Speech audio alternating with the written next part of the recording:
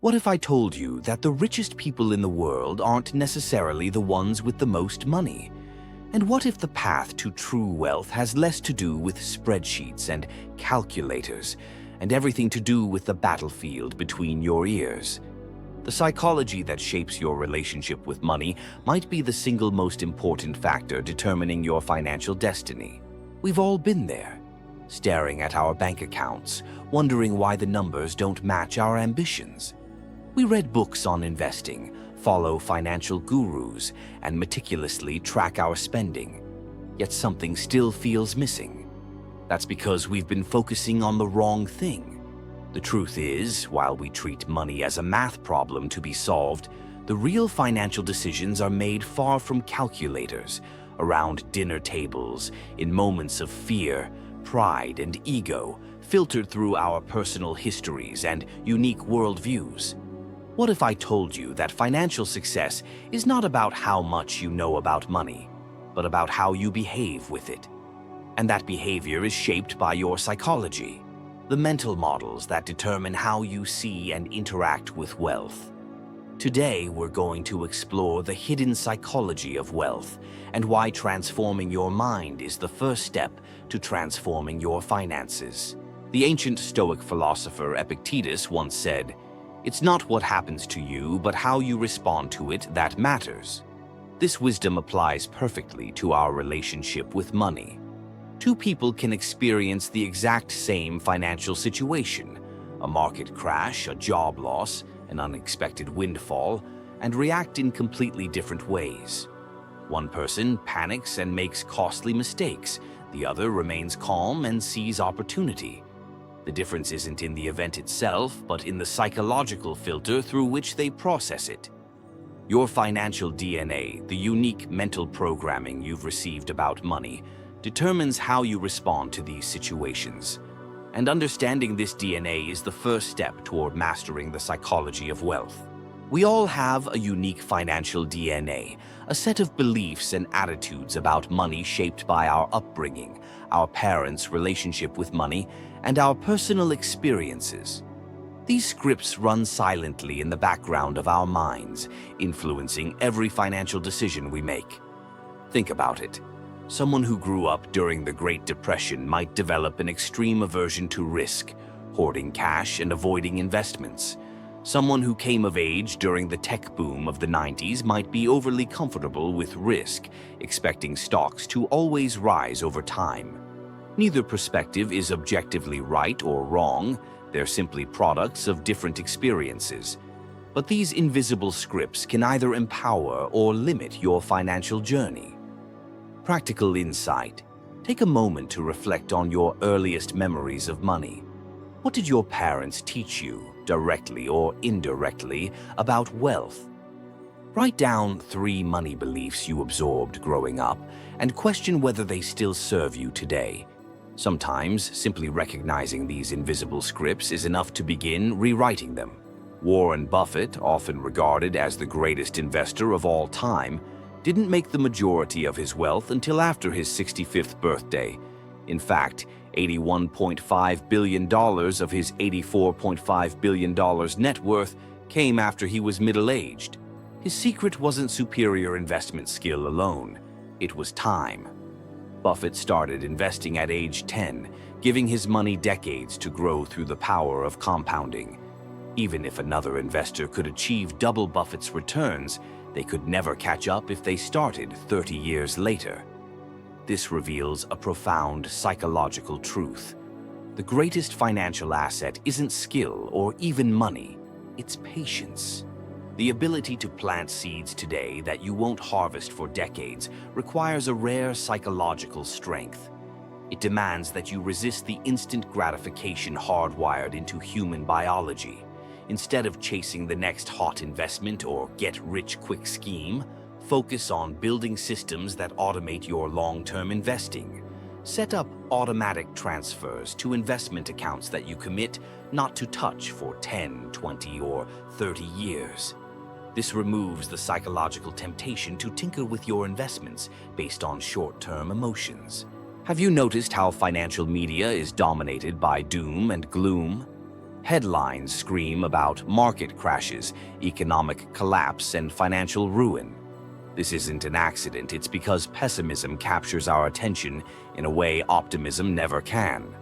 A 40% market crash over 6 months makes front-page news and triggers emergency government responses.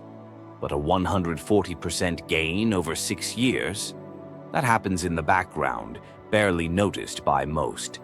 This is because we're psychologically wired to pay more attention to threats than opportunities.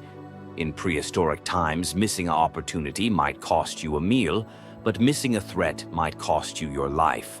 Our brains evolved accordingly. The problem is that this hardwired pessimism bias can lead us to make terrible financial decisions, selling at market bottoms, hoarding cash during inflationary periods, or avoiding beneficial risks altogether. Create a good news journal where you record positive financial developments in your life and in the broader economy. Train your mind to recognize progress, which often happens gradually, rather than fixating on setbacks, which tend to happen suddenly. This simple practice can help counter your brain's natural negativity bias.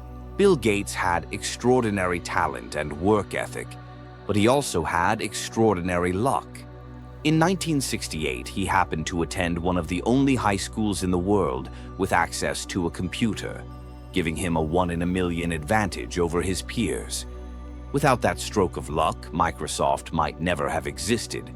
But for every Bill Gates, there's a Kent Evans, Gates' equally brilliant high school friend who might have been a Microsoft co-founder had he not died in a mountaineering accident before graduation, a 1 in a million stroke of bad luck. This reveals a profound truth about wealth. Success is never solely the result of your actions. It's always a complex dance between your choices and circumstances beyond your control, what we might call luck and risk. The wealthiest minds understand this paradox. They work diligently to control what they can while maintaining humility about the role of fortune in their journey. They don't beat themselves up over failures that might be due to bad luck, nor do they become arrogant about successes that might be partly due to good fortune. Practice the art of probabilistic thinking. Rather than seeing success or failure as binary outcomes determined solely by your actions, recognize that you're simply increasing or decreasing your odds.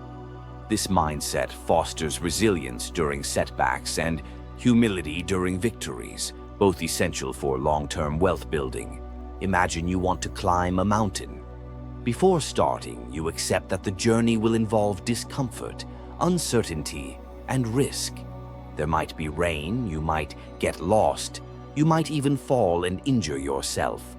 But you understand that these challenges are simply the price of reaching the summit. Yet when it comes to investing, many people believe they can get the reward without paying the price. They want the 11% historical annual returns of the stock market without experiencing the gut-wrenching volatility along the way. It's like wanting to own a car without paying for it, essentially trying to steal from the market. The price of financial success isn't just measured in dollars invested, it's measured in the emotional discomfort you're willing to endure. It's watching your portfolio drop 30% and staying the course. It's investing during times of uncertainty when others are paralyzed by fear. Define your emotional price before investing. Write down the maximum temporary loss you can psychologically endure without abandoning your strategy. If that's 20%, then build a portfolio that historically hasn't exceeded that drawdown. The goal isn't to avoid discomfort altogether. It's to ensure you can pay the necessary emotional price without breaking. We began this journey asking why your financial reality doesn't match your ambitions. Now you understand, true wealth begins in the mind. The path to financial freedom isn't about finding the perfect investment strategy or making more money, though those things help. It's about mastering the psychological forces that drive your financial decisions. It's recognizing the financial DNA that shapes your money beliefs. It's developing the patience to let compounding work its magic. It's training your mind to resist the allure of pessimism. It's maintaining humility about the roles of luck and risk. It's accepting the emotional price of wealth creation. When you transform your mind, you transform your relationship with money. And when you transform your relationship with money, you transform your financial destiny. The question isn't, how do I get rich? The question is, who must I become to create and sustain wealth? The person you are today created your current financial reality. The person you become will create your future financial reality. If something in this video shifted your perspective today, I'd love to hear about it. Which of these psychological principles hit home for you? Leave a comment sharing the one insight that most challenged your current thinking about wealth. And if you're committed to developing the mindset of wealth, not just the mechanics, subscribe to Millionaire Brain for more insights that nurture your wealthy mind. Every video is designed not just to inform, but to transform. Remember, the journey to financial freedom begins between your ears, and I'm here to guide you every step of the way. Hit like if you found value in today's exploration, and I'll see you in the next video.